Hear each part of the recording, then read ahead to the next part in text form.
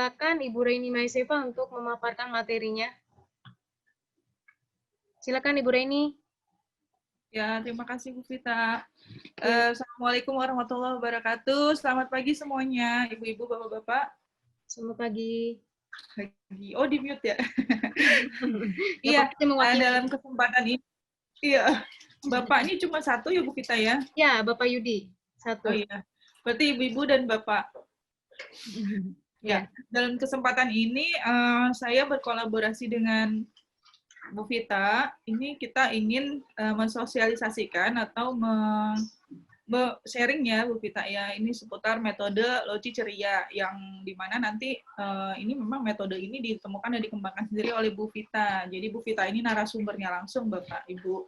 Nah kemudian sebelum mulai masuk ke metode apa sih metode Loci Ceria itu, nah saya di sini akan membuka latar belakang kenapa sampai metode Loci Ceria ini termasuk salah satu metode pembelajaran membaca pada anak usia dini yang penting gitu, yang efektif sih kalau menurut saya. Karena sebelum ketemu Bu Vita ini saya juga tahu beberapa metode baca tulis. Nah, mungkin ada yang agak mirip juga, cuman yang ini tuh lebih simple gitu, lebih nangkep gitu ke sasaran gitu kalau menurut saya gitu. Nah, makanya kita coba sharing sama-sama di sini. Semoga sih dari sharing latar belakang ini kemudian nanti akan ada penjelasan dari Bu Vita pentata laksanaannya sendiri, metodenya, mudah-mudahan bermanfaat. Amin. Ya. Sekarang dimulai. Next slide, Bu Vita. Ya.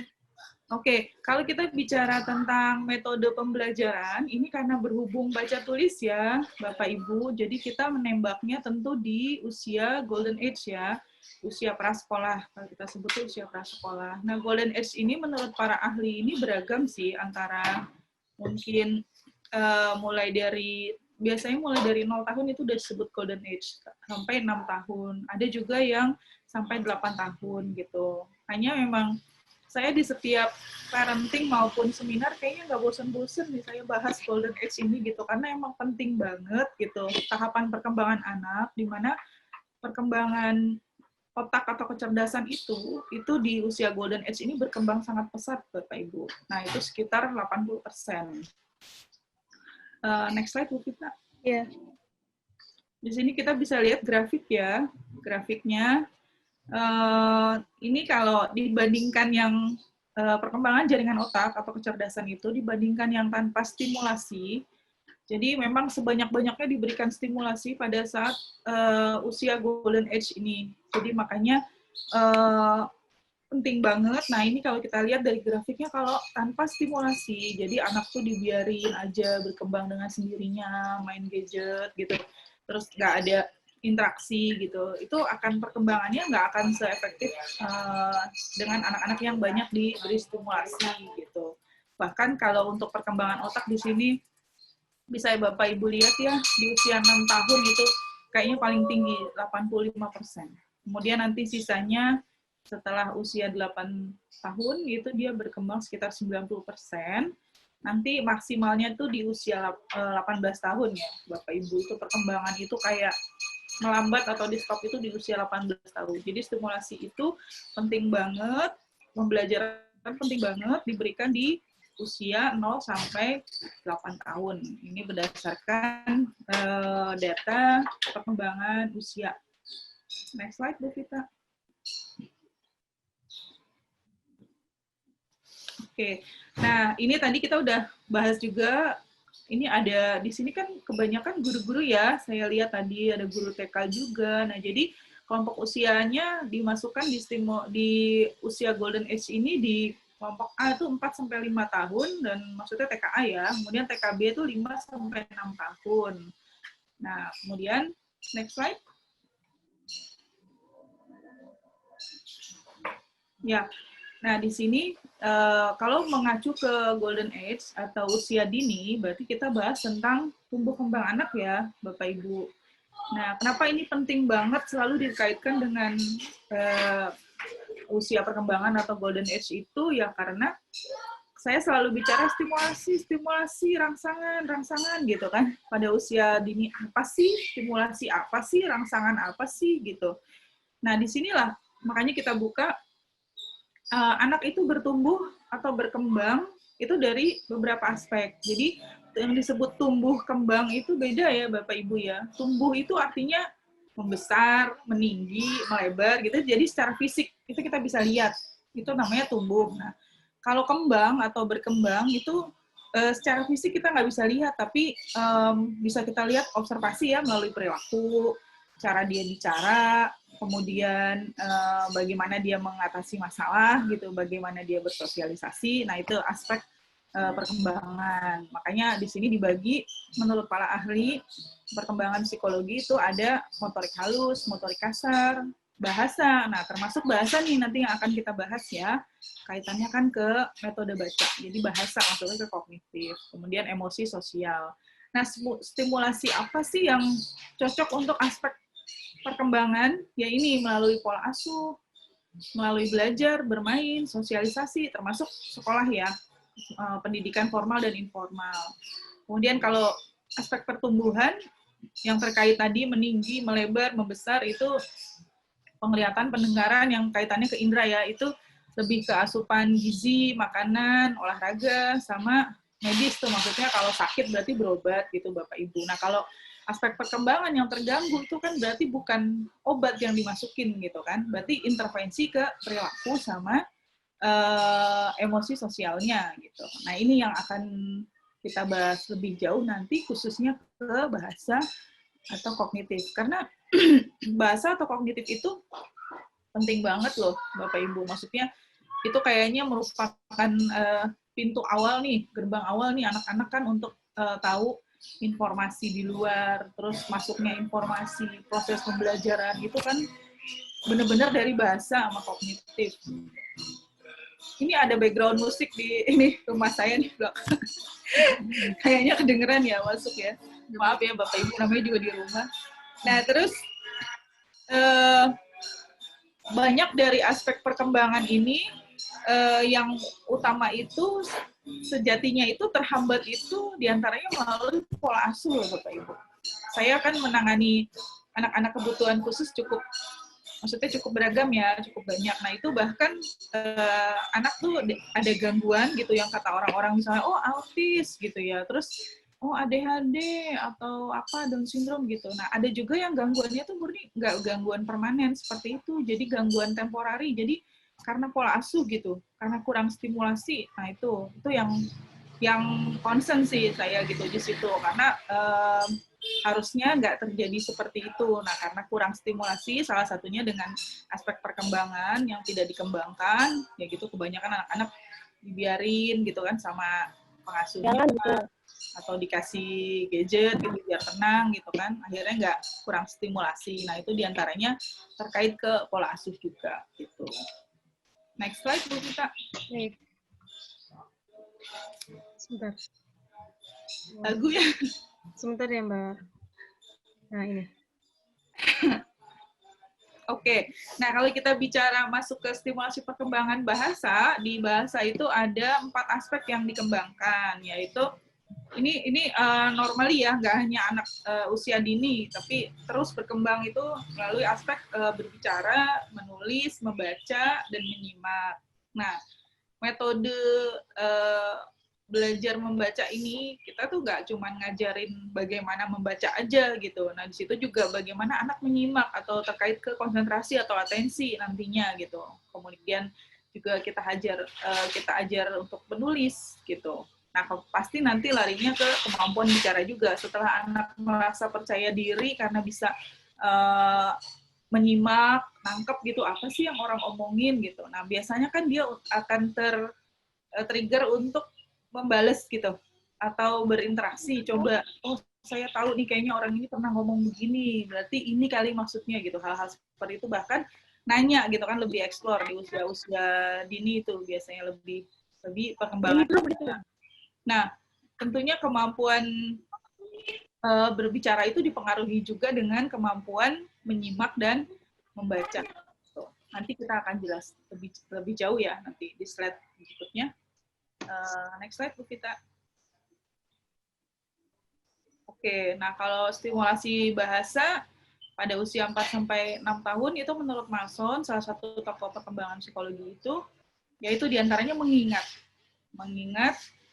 dan mengenal kata.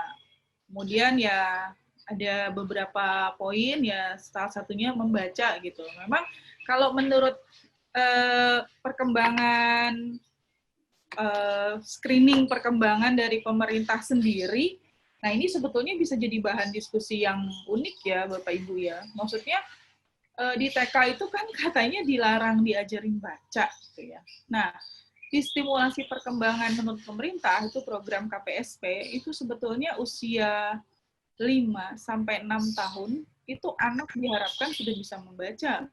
Kalau misalnya mau diukur dari tahapan perkembangan yang benar, itu menurut pemerintah sendiri gitu. Nanti Bapak Ibu bisa cek, itu namanya KPSP, itu salah satu tes atau screening untuk melihat kesiapan anak gitu, tumbuh kembang anak gitu. Salah satu poinnya itu di usia 5-6 tahun itu dianjurkan untuk distimulasi untuk membaca gitu.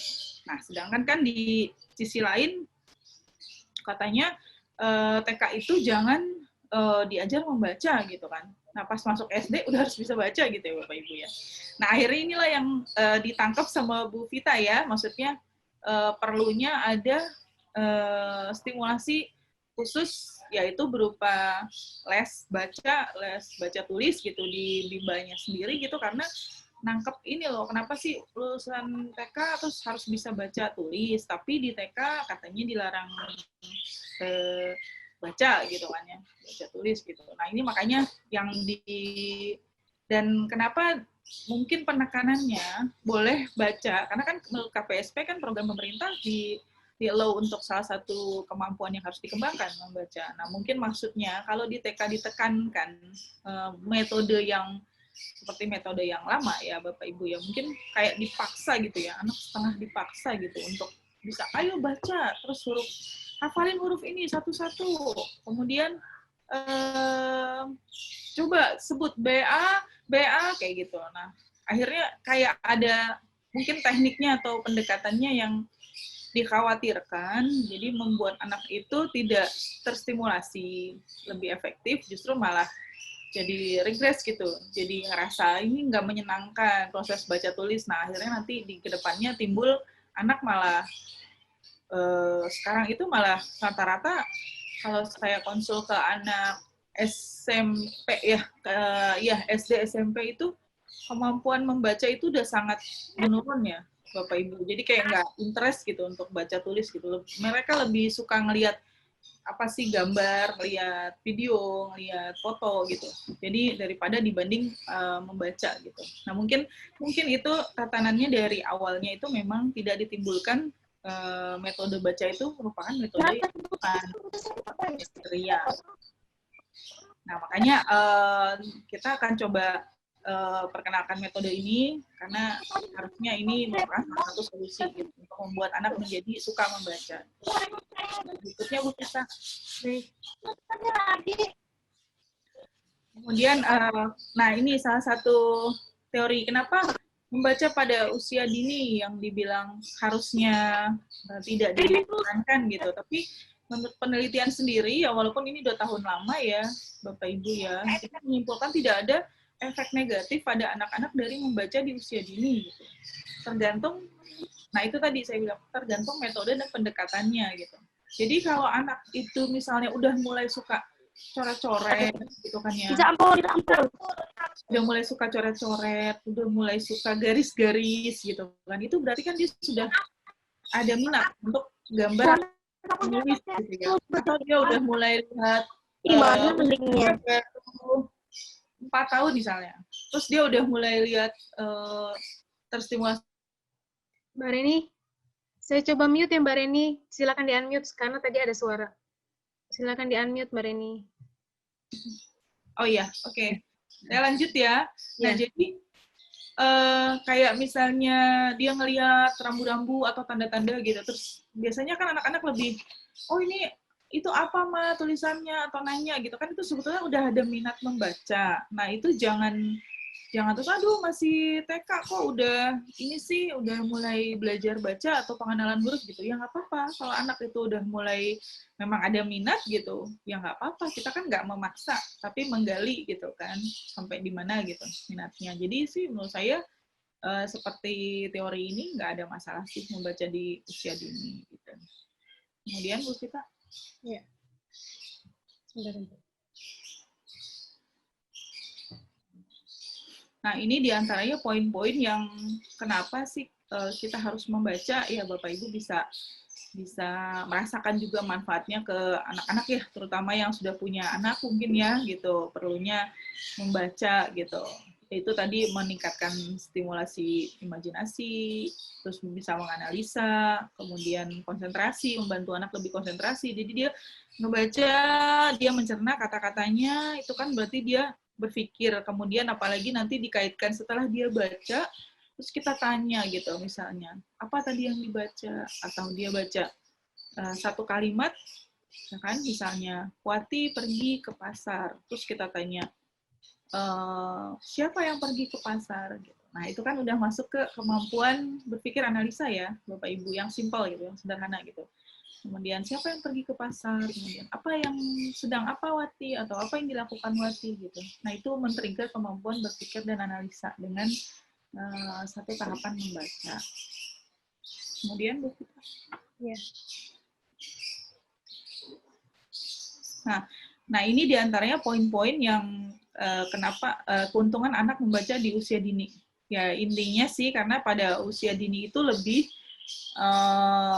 anak lebih mudah dibentuk ya gitu ya, itu karena terkait perkembangan otak yang pesat itu Bapak Ibu sampai 80%, itu makanya sayang banget momen ini kita lewatin gitu dengan tidak memberi teknik membaca yang benar gitu diantaranya, karena anak lebih mudah dibentuk dan lebih nangkep pada saat usia dini mulainya. Nah tapi memang tergantung kondisi anak masing-masing. Kebetulan kan kayak saya kan menangani anak berkebutuhan khusus, ya memang kita tidak bisa samaratakan gitu ya Bapak Ibu ya, maksudnya ini kan udah usianya gini, harusnya bisa gini gitu. Nah kita juga harus lihat kondisi anak juga gitu, yang melatar belakangi kenapa anak belum bisa atau belum paham gitu. Nanti ya ini kita bicara kondisi umum sih gitu.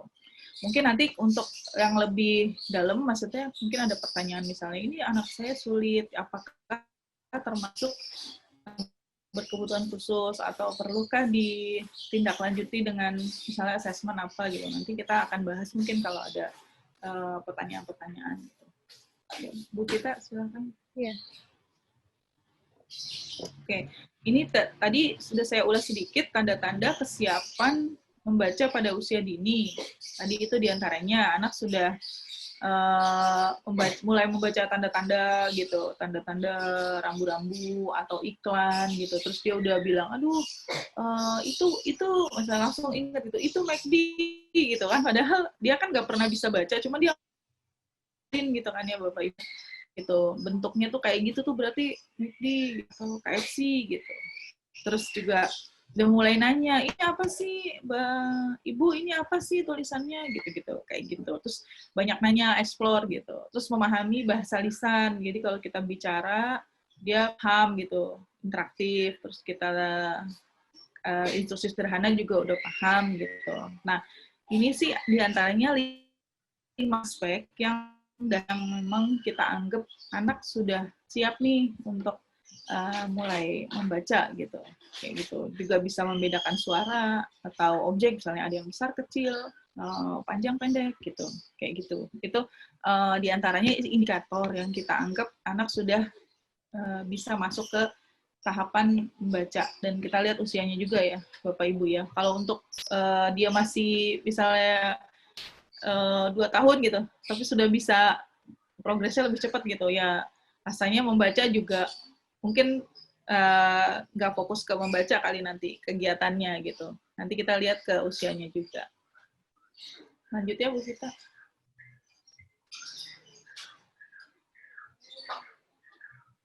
Nah, kemampuan membaca ini tentu aja dipengaruhi beberapa faktor. Jadi kita nggak bisa bilang anak ini nggak bisa baca ya sampai sekarang, umurnya udah 6 tahun ini, apa jangan-jangan dia ini kali IQ-nya kurang gitu. Biasanya kan selalu dikaitkan gitu ya Bapak Ibu ya. Kalau belum bisa baca nih IQ-nya kurang nih kali ini gitu. Atau ini nih males sekali anaknya gitu. Maksudnya selalu biasanya dikaitkan seperti itu. Nah ternyata harusnya kalau kita observasi lebih jauh atau dievaluasi lebih jauh itu nggak hanya itu sih, faktornya itu hanya salah satu sebagian faktor aja, itu faktor internal ya, internal dari anak gitu, yaitu aspek kecerdasan. Nah, ada lagi aspek atau faktor internal yang lain seperti minat, ya mungkin dia sebetulnya pinter, di sisi lain kemampuannya bagus gitu, tapi minatnya untuk baca nggak ada, ya mungkin karena pada saat kita ngajarin baca itu mungkin tekniknya kurang efektif ke anak, misalnya, ayo sini baca, duduk yang benar, ayo gitu. Coba dilihat nih gitu. Terus ya pokoknya ada indikasi ke pemaksaan gitu ya, Bapak Ibu ya. Gitu. Aduh, gerem nih anak kok nggak bisa-bisa sih gitu misalnya. Ayo coba mulai A, B, C, D dulu dengan huruf dulu gitu. Ternyata dia males-malesan atau lebih prefer ke main gitu. Ya mungkin hanya tekniknya aja. Jadi anak motivasi atau minatnya jadi kurang. Nah, terus lingkungan juga pengaruh tuh. Mungkin kebanyakan teman-temannya misalnya main, dia lihat gitu. Gak ada nih yang belajar di umur-umuran saya ini pada main, pada keluar gitu, pada kok saya harus di rumah sih suruh baca lagi, belajar gitu. Yang lain masih seneng-senengan, masih enak-enakan gitu. Terus bisa juga faktor keluarga, ya mungkin orang tua atau keluarga nggak terlalu bisa menimbulkan motivasi anak untuk baca gitu. Ya maksudnya jarang diajak ngomong itu termasuk ini juga loh Bapak Ibu, maksudnya untuk menimbulkan minat dia berbicara dan membaca itu dari kita sering ngajak dia ngobrol gitu. Salah satunya gitu. Nah, itu faktor keluarga dan juga lingkungan. Nah, kemudian bahan bacaan itu juga pengaruh ya. Jadi kalau bahan bacaan kita kasih dia mau belajar baca, tapi bahan bacaannya lebih banyak tulisan gitu. Bapak Ibu gitu misalnya. Dan kecil-kecil, ya dia udah enak duluan dong ngeliat nih apa nih kayak gini gitu. Nggak ada gambar-gambar nih, nggak menarik gitu sama sekali gitu. Terus tulisannya kecil-kecil, udah saya nggak suka baca, dikasih bacaan yang nggak menarik begini gitu. Harus ngeliat huruf satu-satu begini, harus ngerti gitu. Terus itu pengaruh juga. Jadi anak ya gitu larinya ke minat lagi, jadi nggak minat gitu untuk baca. Terus yang internal, yang berikutnya itu ada gaya belajar dan konsentrasi. Nah ini nanti gaya belajar kita juga akan bahas ya Bapak Ibu. Ya gaya belajar itu ini penting banget loh Bapak Ibu. Jadi anak-anak itu bisa menyerap informasi dengan baik itu kita mesti tahu dulu ini dia tipikalnya gaya belajarnya apa nih, gaya menyerap informasi. Itu ada kinestetik. Nah, semua orang itu punya model gaya belajar ini. Termasuk kita loh, Bapak Ibu yang udah tua-tua begini. Saya doang kali yang udah tua ya.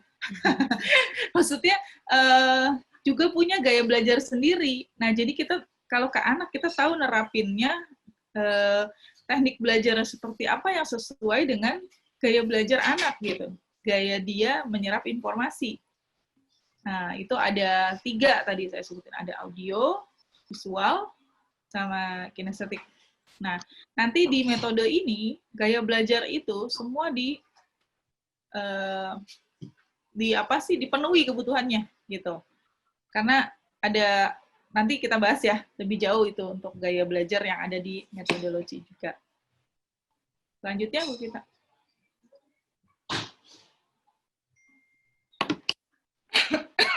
Nah, ini tadi yang kita bahas gaya belajar nih. Ini buat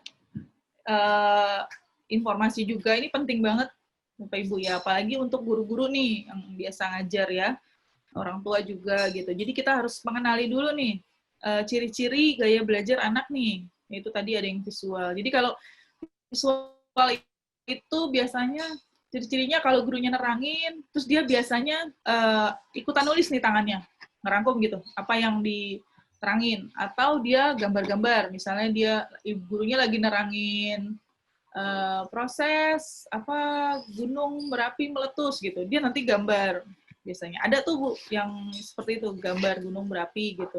Nah, dia itu lebih mudah menyerap informasi itu dari itu, karena dari tulisan maupun gambar. Dan dia kenapa dia menulis itu, dia supaya dia melihat gitu. Nggak cuma mendengar aja yang disebut sama gurunya atau orang tuanya, tapi dia menulis, mencatat, karena dia butuh visual, butuh melihat informasi yang dia mau masukin ke dalam ingatannya, otaknya gitu. Nah, itu gaya visual. Biasanya kalau visual itu juga ciri-cirinya misalnya anaknya itu pada saat menghafal, kalau visual itu dia biasanya pandangannya atau matanya biasanya kalau nggak nunduk, kayak gini berusaha mengingat, merem gitu. Atau dia sedikit miring gitu. Itu antara audio atau visual itu kurang lebih sih ada ciri-ciri yang agak mirip gitu. Dan biasanya sih butuh apa sih, stimulasi yang lebih ke tulisan. Iya, kalau dia mau menghafal, dia butuh membaca, terus kayak gini, terus dia merem sebentar, terus nginget gitu. Nah, apa yang tadi dia baca gitu misalnya. Nah, kalau audio itu, dia merem, tapi dia berusaha ngedenger. Jadi kalau dia punya, disuruh hafalan nih, Bapak Ibu ya, misalnya hafalan surah gitu ya, biasanya dia lebih nangkep kalau dia mendengar murotal, jadi ngedenger orang yang baca, terus dia merem, ngedengerin, berusaha nyimak gitu, itu dia lebih gampang menghafalkannya dibanding dia membaca sendiri gitu, tulisannya. Dia lebih mudah prosesnya audio, mendengar gitu.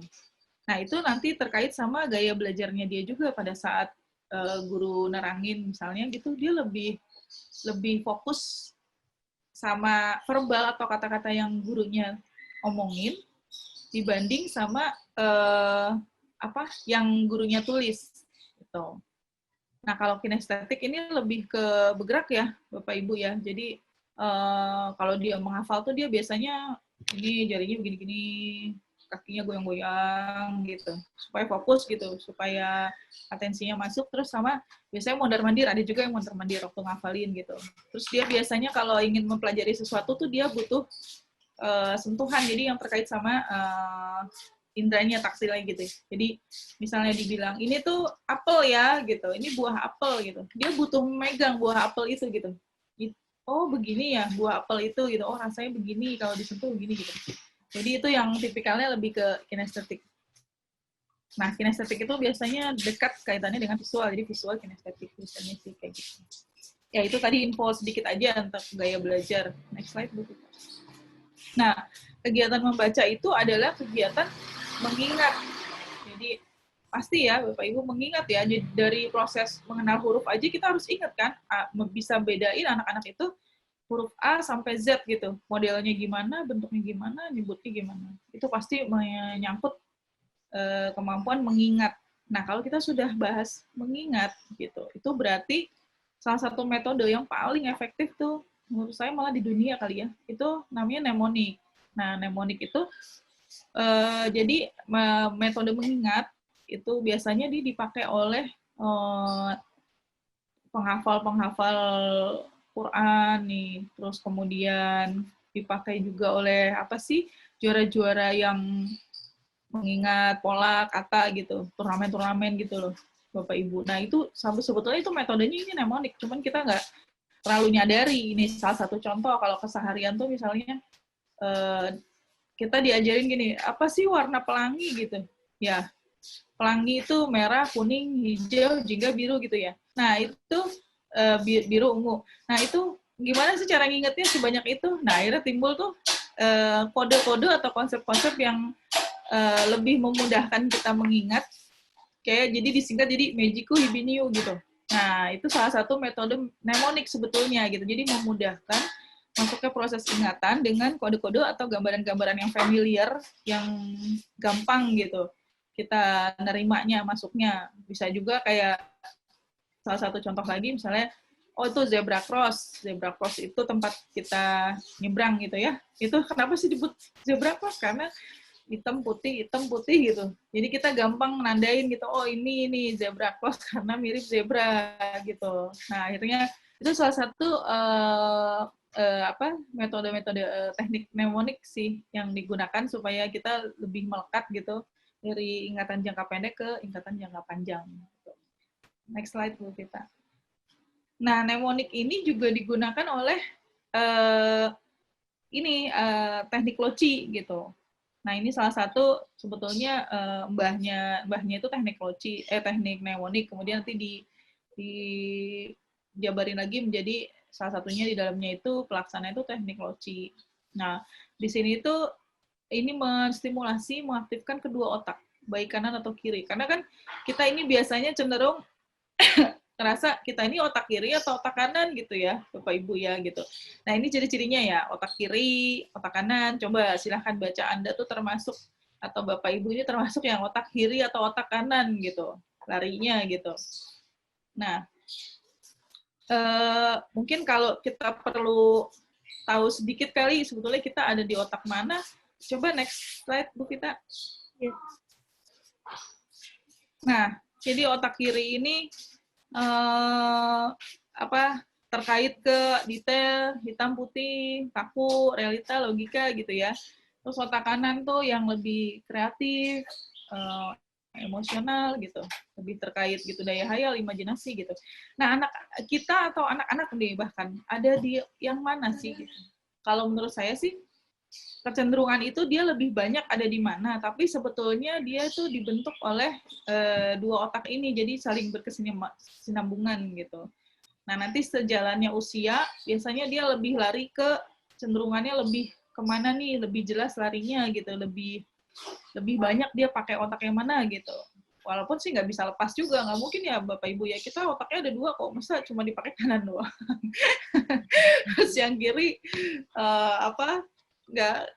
valid invalid gitu maksudnya gitu. Terus nah kalau anak-anak itu berkembang dua-duanya, jadi dia full gitu, dua-duanya itu saling ngisi gitu, makanya kan perkembangannya kan masih 80% di usia dini gitu ya.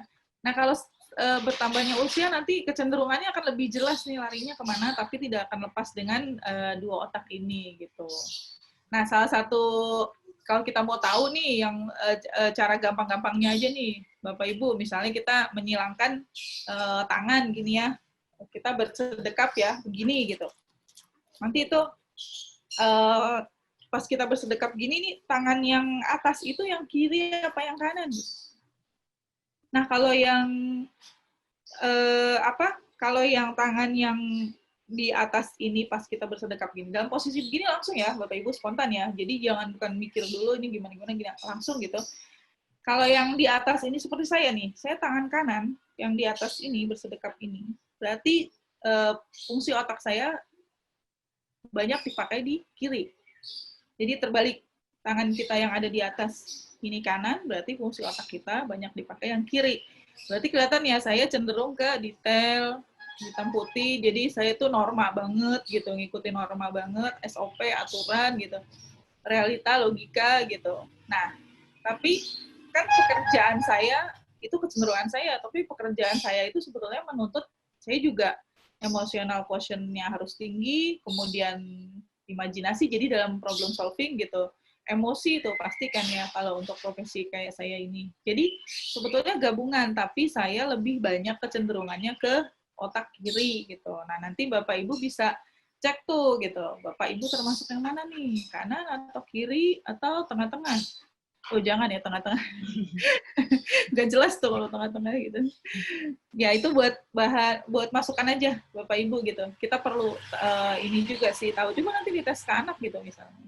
Kalau anak sih masih kayaknya ya coba aja sih, kayaknya masih suka-suka dia aja mau kanan kiri gitu. Nah kalau kita tuh kan kayaknya udah habit ya, udah kebiasaan, udah nyamannya gimana gitu. Nanti lebih kelihatan kecenderungannya kemana.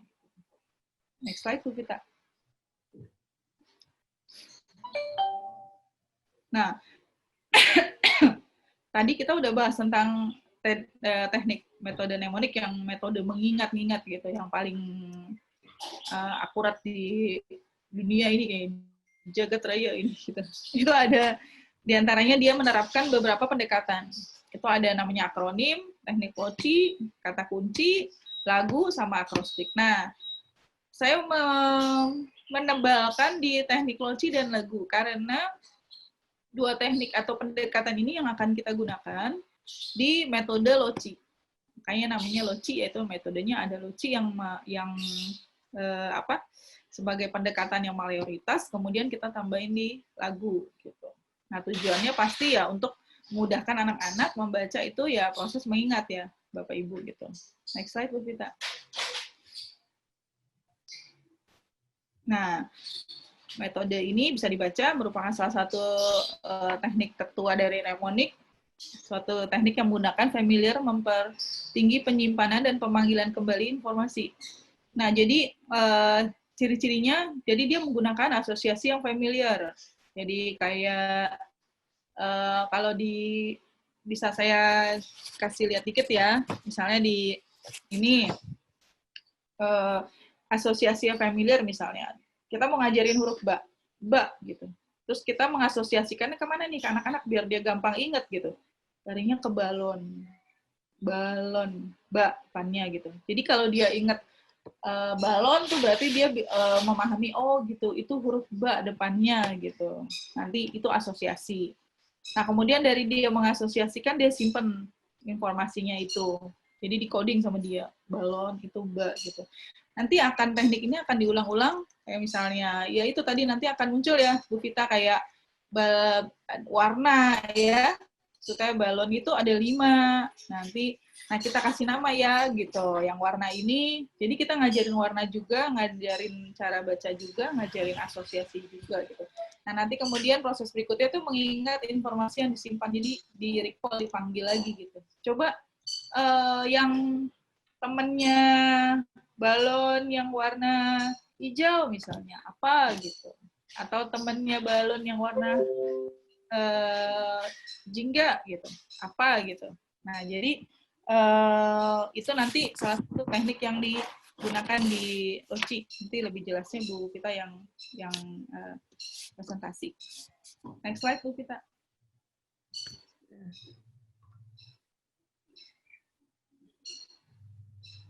Oke, ini tadi juga udah sepintas sudah saya jelasin juga proses memori dasar ya, Bapak Ibu nanti bisa dibaca. Jadi prosesnya itu timbulnya dari memori sensorik. Jadi waktu informasi masuk itu, memori sensorik namanya kita nangkep dari panca indera, kita ngelihat, kita mengasosiasikan gitu ya, kemudian timbul atensi atau perhatian, terus jadi memori jangka pendek dulu tuh, baru jangka pendek. Jadi kita ngajarin anak sekarang, ini balon ba ya, gitu, asosiasinya ba ya, kemudian itu dia baru memori jangka pendek, saat itu dia hanya ingat saat itu gitu. Jadi kalau kita pakai teknik pengulangan terus diulang-ulang, itu akan jadi ke memori jangka panjang. Ini sih proses memori dasar, jadinya memori atau daya simpan, daya tangkap itu ya kurang lebih sih seperti ini Bapak Ibu. Next slide.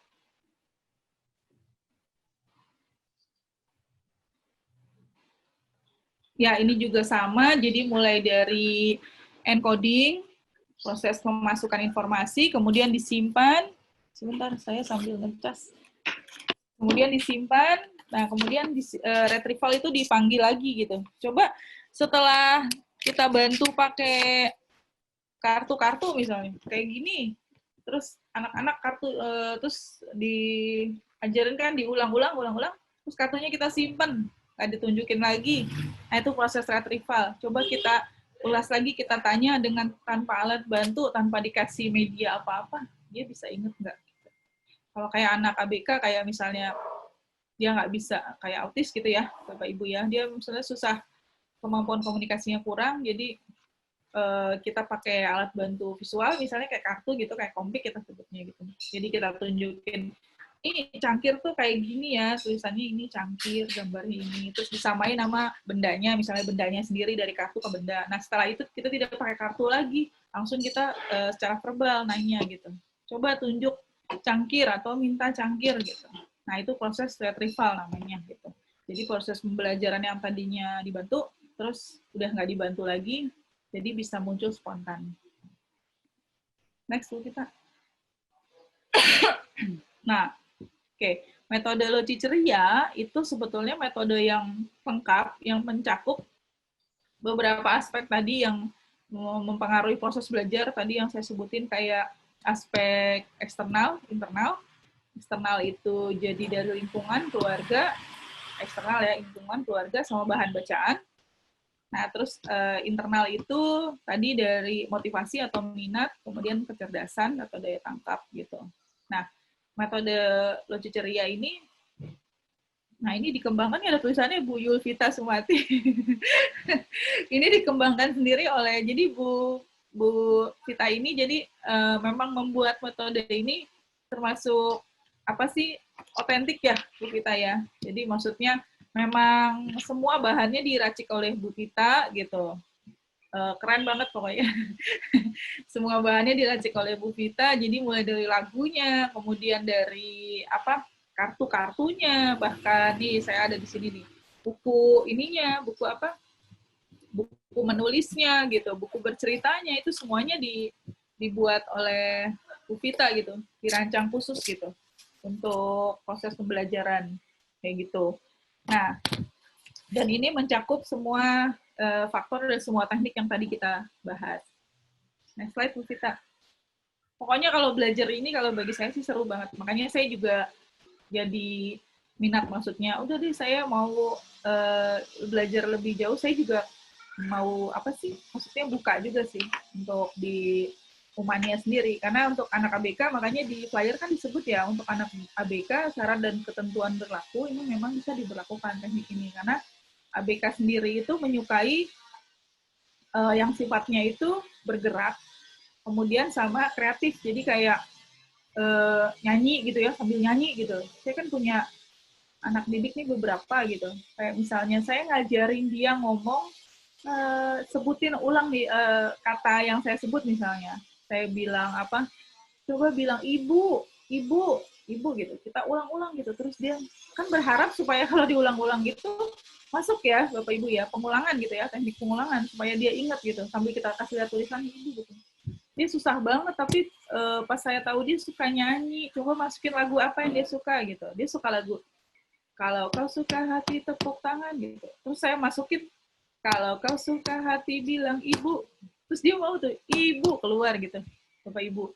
Nah itu karena dia kayak mengasosiasikan juga. Jadi karena dia suka nyanyi, dia kayak nunggu gitu. Kayak ada waktu nunggunya nih, waktu oh ini pasti abis ini giliran saya nih, atau saya harus nyambungin. Jadi dia kayak nyambung gitu. Tapi kalau kita cuman, ayo ngomong ini, ayo ikutin, sebutin, ulang-ulang gitu. Dia kayak apa manfaatnya buat saya gitu kali gitu.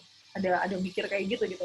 Tapi kalau kita ajak interaksi gitu, yaitu dalam bentuk lagu salah satunya gitu, dia jadi tergerak untuk keluar gitu. Nah makanya kita, saya juga apa sih menerapkan gaya belajar ini, yaitu tadi dengan nyanyi, kemudian juga dengan teknik ada tulisan, ada apa sih bendanya, terus ada tulisan di bawahnya gitu untuk ngajarin kemampuan membaca sama anak-anak kebutuhan khusus. Tapi memang ada syarat dan ketentuan yang harus diberlakukan sebelum mulai membaca, gitu, proses membaca. Nah, di metode Loci Ceria ini ada beberapa aspek yang dirangkum atau diberikan yang akan membantu anak ya, dari segi misalnya itu daya kecerdasan. Nah, aspek kecerdasan ya, daya ingat itu meningkatkan kemampuan daya ingat anak pasti ya, karena kan dengan metode mnemoni. Kemudian daya belajar tadi sudah disebut, jadi dia mengcover semua kebutuhan anak di gaya belajar, di visual, audio, kinestetik. Jadi kalau kita ngerasa anak saya cocok nggak ya, kan dia termasuk audio gitu, atau dia visual gitu, cocok aja sih Bapak Ibu. Karena kan emang ini dirangkum semuanya, jadi semua gaya belajar bisa ngikutin gitu. Nah, kemudian motivasi ya pasti menciptakan lingkungan yang kondusif, karena kita belajarnya secara ceria, secara fun gitu. Jadi anak-anak tuh jadi lebih minat gitu untuk belajar, untuk baca gitu. Nah, kreativitas ya itu karena disambil menyanyi nanti ada bercerita juga gitu. Terus kita masukin pemahaman juga gitu. Apa sih sambil cerita misalnya balon, apa sih balon gitu. Jadi nggak cuman ini balon loh, warnanya ini gitu. Enggak, kita juga nanti akan memunculkan kreativitas anak, jadi supaya berpikir lebih jauh gitu tentang suatu benda gitu, pemahaman suatu benda gitu. Nah ini aspek-aspek yang dirangkum di metode Loci Ceria. Next slide kita. Nah ini terakhir tahapan dalam metode Loci ceria. Nanti lebih jelasnya Bu Vita akan menjelaskan lebih jauh. Itu ada dimulai dengan bercerita ya Bu Vita ya. Bercerita, kemudian nanti habis bercerita tadi buku, jadi tunjukin dulu buku ceritanya, kemudian menyanyi, terus kita tadi udah diputerin ya lagu-lagunya beberapa gitu, ada 2 lagu tadi yang udah diputerin, kemudian habis menyanyi kita langsung bermain dengan kartu, kayak tadi itu kayak seperti ini nih, bermain dengan kartu. Nah, kemudian nanti akan ada diajarin menulis. Nah, menulis ini juga ada tekniknya, kita nyadur dari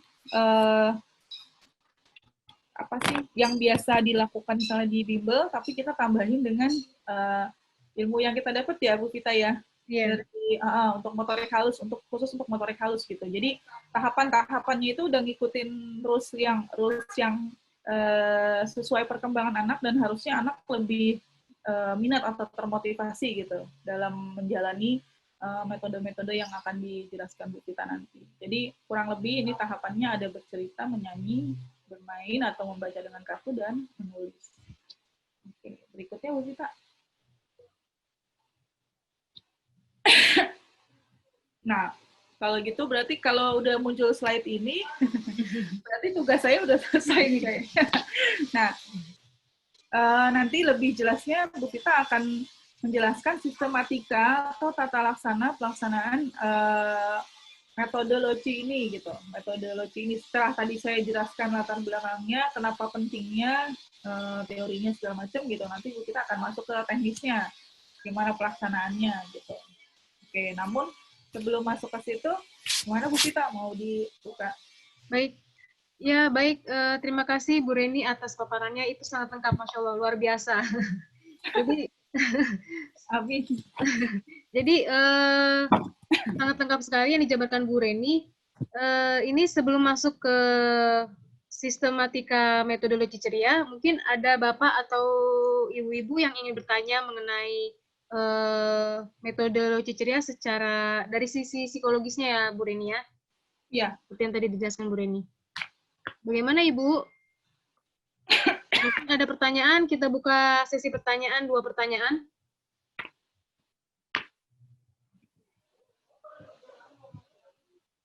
Sepertinya belum ada ya Bu Reni? Bisa kita lanjut aja ya? Ya, kalau misalnya belum ada, mungkin nanti bisa dicatat, nanti pertanyaan di belakang juga masih bisa. Ya. Pertanyaannya juga bisa diajukan selain seputar metode, mungkin mau sharing mengenai tumbuh kembang anak, perkembangan bahasa gitu ya, Bu Vita ya. Mungkin itu juga boleh sih gitu.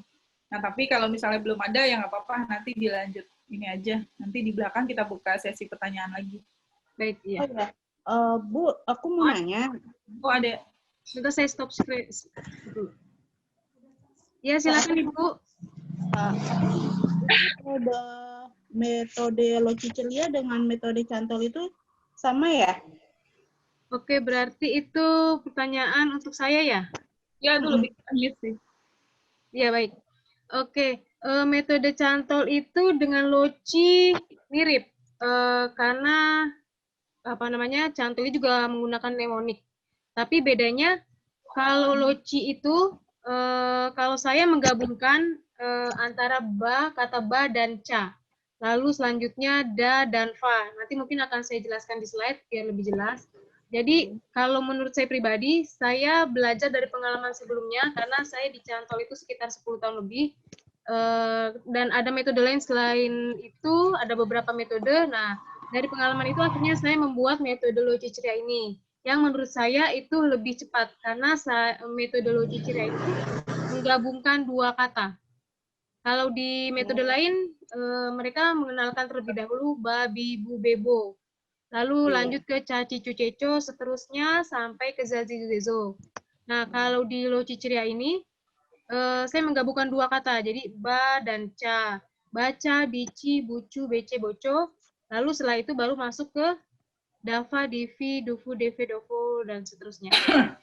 Jadi gabungan itu ya, kalau Loci ceria ya? Ya, sama kartu itu saya buat lebih simpel. Dan berwarna. Warnanya itu sengaja saya buat merah, kuning, hijau, biru, ungu. Nah, karena kan yang sering disebut anak-anak itu kan warna merah, kuning, hijau, biru gitu ya, warna dasar. Nah, di kartunya itu saya buat seperti itu. Nanti mungkin ada penjelasannya dari segi otak ya, di bagian mana sih otak kita aktif dengan warna-warna tersebut. Dan kenapa saya buat simple segi 4 itu juga bisa dipakai buat anak ABK ya, karena kan anak ABK itu kan visual. Dan pengajarannya lebih simple kalau menurut saya metodologinya. Boleh saya tambahin, Bu Vita? Ya, silakan Bu Reni. Ya, jadi aku juga tahu metode yang disebutin tadi. Tadi sih saya udah singgung ya, maksudnya ini lebih simpel, lebih mudah dibanding metode yang lain ya, karena gitu salah satunya kalau metode yang tadi disebutin sebelumnya itu kan dia pakai persekutatan. Jadi babi bu bebo, terus nanti baru ngajarnya jadi cucu. Nah kalau nanti kalau Loci mamanya lagi metode Loci ini langsung rapat dua suku kata kayak gini. Jadi kayak ba sama ca langsung digabung dua suku kata. Jadi kartunya ini nggak terlalu banyak. Nah terus kemudian dari sisi warna full color dan nggak ada tambahan aksesoris atau yang saya lihat ya kalau metode yang lain itu atraktif sih, menarik gitu. Cuman kayaknya banyak distraksi kalau apalagi digunakan oleh anak berkebutuhan khusus. Kayaknya ini lebih sulit gitu nangkepnya gitu. Konsentrasinya jadi agak terganggu gitu karena distraksinya banyak gitu. Ya, plus ya. Tapi kalau metode ini kayaknya lebih simpel, terus gabungan dua suku kata gitu. Selain di luar itu sih ya semua dilaksanakan dengan fun sih, sama dengan metode yang tadi disebutin. Ini lebih simpel dan penggabungan dua suku kata aja, jadi pembelajarannya harusnya lebih cepat, targetnya lebih efektif gitu.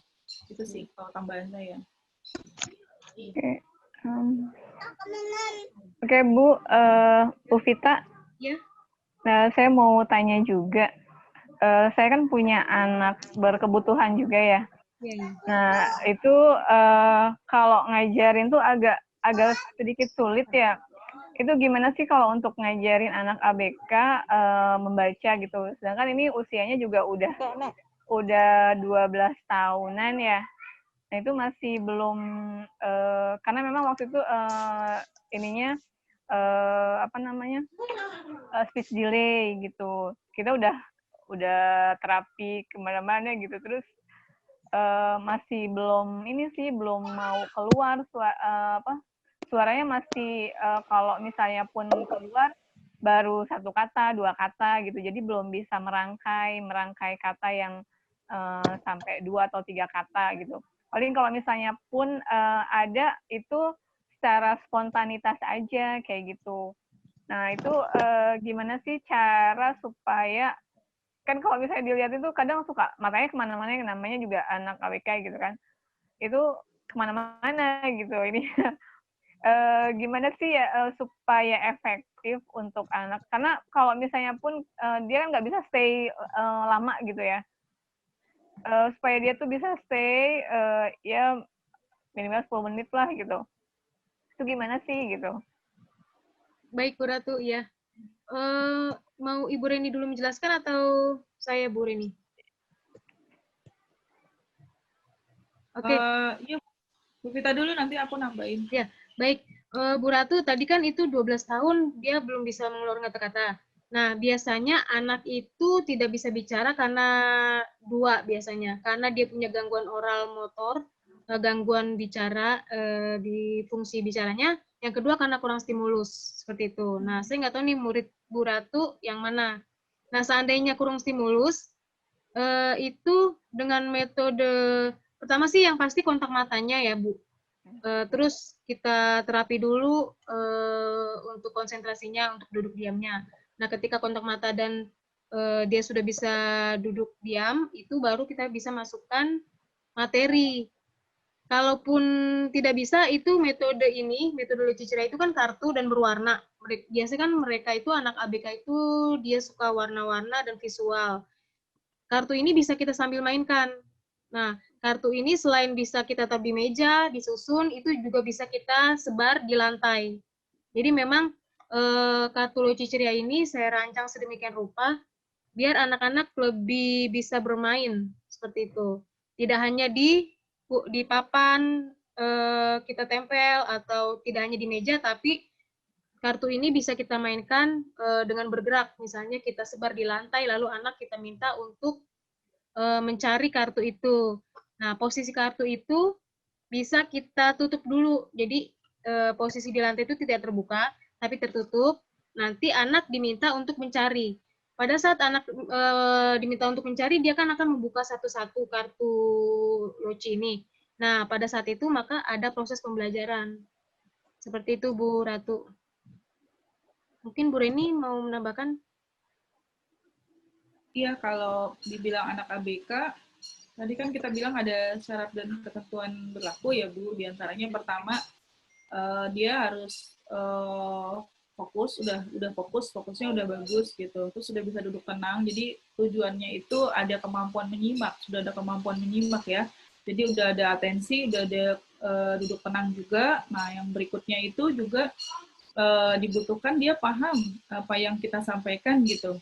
Jadi secara lisan kayak tadi kan ada syarat-syarat syarat-syarat atau kemampuan dianggap anak itu bisa mulai membaca gitu.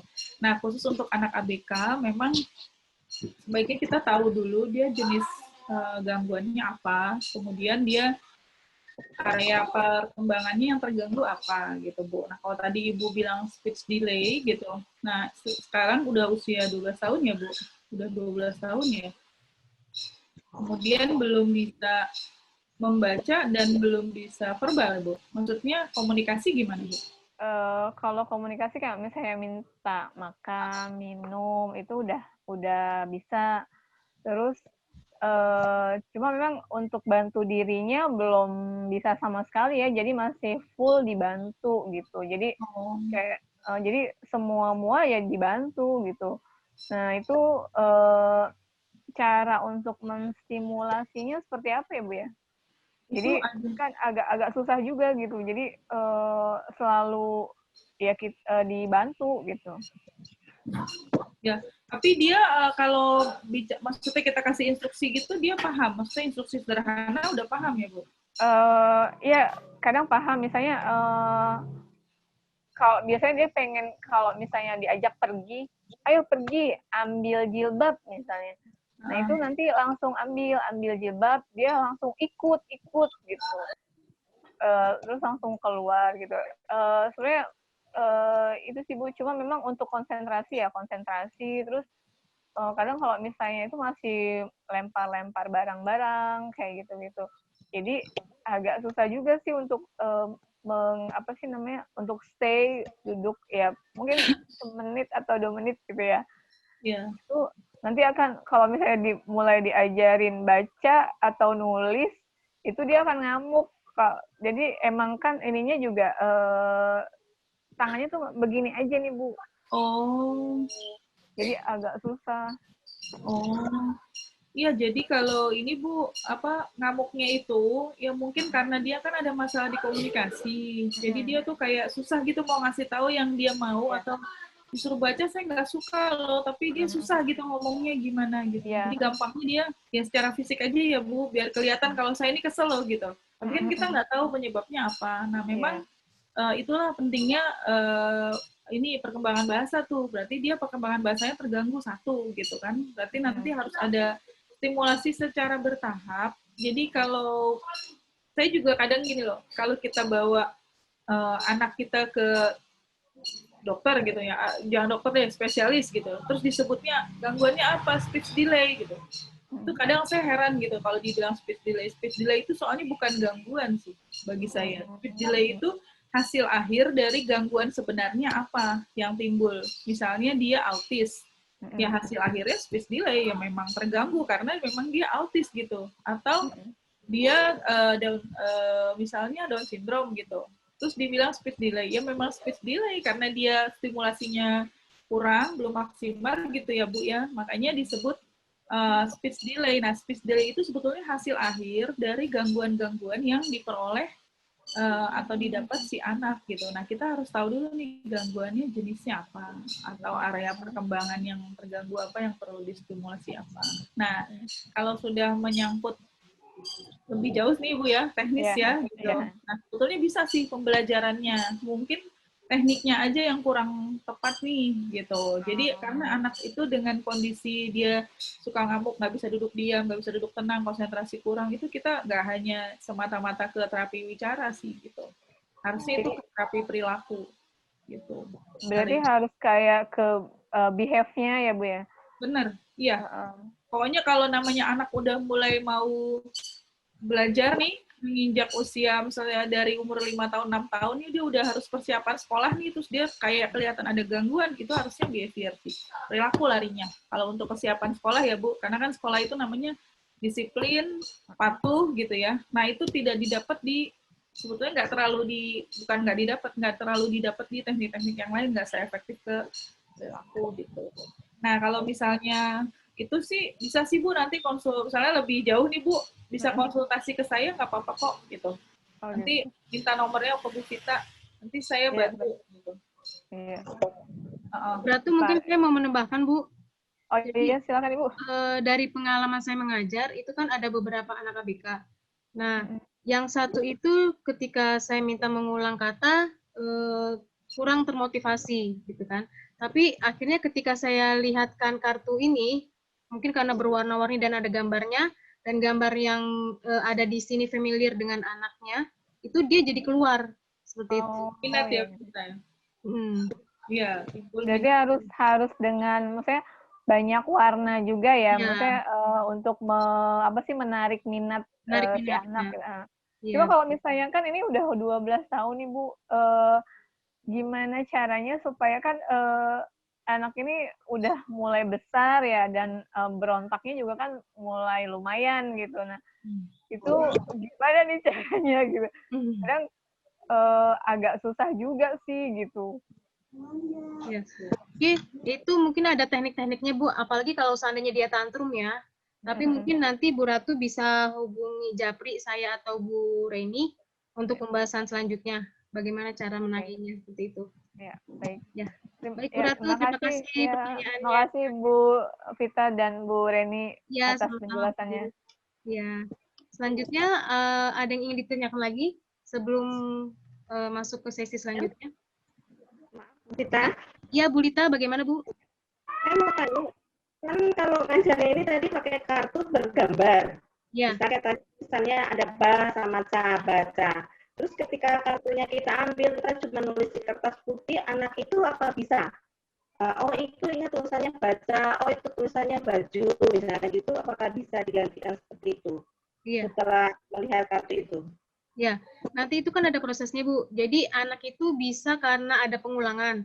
Nah, di metodologi itu awalnya kita bercerita. Nah, mungkin saya bisa lihatkan. Nah, buku ceritanya itu kan ada baca, bici, bucu, ada seperti itu. Lalu setelah masuk ke buku cerita, kita ulang lagi di lagu. Seperti yang tadi lagu tadi saya dengarkan, ada baca, bici, gitu kan. Bucu, bece, boco. Nah, setelah nyanyi, kita ulang lagi tuh, Bu, di kartu. Setelah di kartu, kita ulang lagi di kartu siswanya individual. Nanti ada kata-kata baca, bici yang akan dia baca. Setelah itu masuk, baru kita masuk ke buku tulis. Nah, itu kan dia akan melihat, Bu. Karena ada beberapa pengulangan, akhirnya secara tidak langsung dia akan menyimpan informasi tersebut. Oh, baca itu ternyata B dan A, seperti itu. Berarti dia kayak apa tadi yang satol ya? Jadi ingat, oh ini tadi ba sama ca atau ba sama ja misalnya gitu. Dia paham suku kata atau enggak? Atau sistemnya cuma mengingat atau menghafal gitu? Iya, di awal memang dia menghafal. Nah, setelah menghafal, karena menghafal dari pengulangan itu akhirnya dia tahu, oh ternyata apa yang sudah hafal, apa yang sudah saya ulang-ulang ini, baca, bici, bucu, bece, bocor, ternyata hurufnya seperti ini. Nanti juga pada saat kita mengajar, itu kita kenalkan juga hurufnya ini B, ini A gitu. Tapi sebenarnya sih dari pengalaman saya, itu otomatis anak itu akan tahu sendiri. Oh gitu ya? Iya. Ya. Seperti itu, Bu. Ya, sama-sama, Bu Dita.